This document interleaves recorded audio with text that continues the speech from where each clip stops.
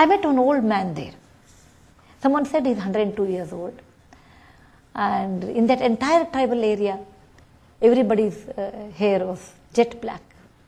And when they saw my hair, they asked me, what do you apply to your hair to become grey?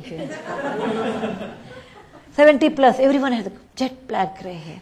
I knew they can't afford to have a dyeing facility because they're really poor people.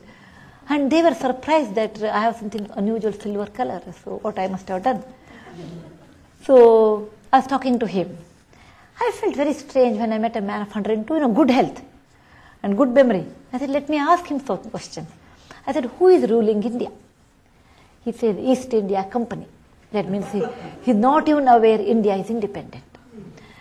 Then I asked him, who is our Prime Minister?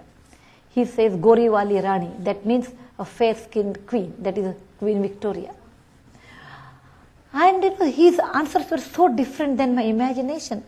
And I felt I've never met anyone like that in my work, Someone who belongs to 100 years old back and your knowledge 200 years back.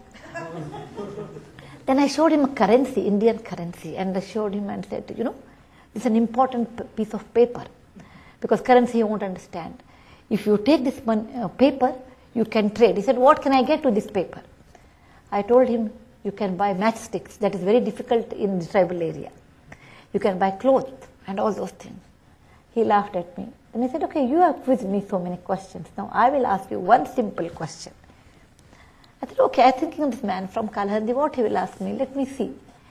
Sometimes you underestimate people, They are so smart. He said, what is not yours? If you take it, is it not a theft? I said, of course it is theft. When this is not mine and if you take it, it is theft. He says, look at this beautiful area, Kalahandi or the Orissa. If anyone is from Orissa, they understand it's a beautiful place. Nature is very kind there. You have so many riverlets, beautiful forest, thick forest.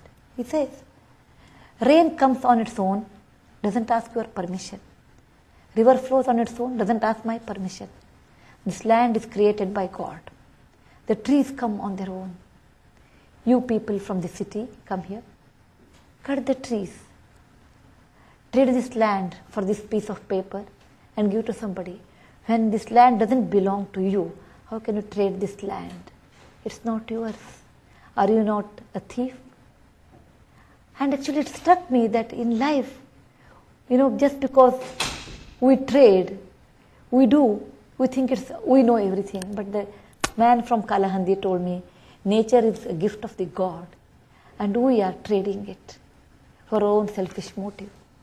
I said, I did not have any answer to tell him. I said, the great wisdoms come from such people who have seen enough in life. I can give you many experiences where I felt I really do not know in front of them.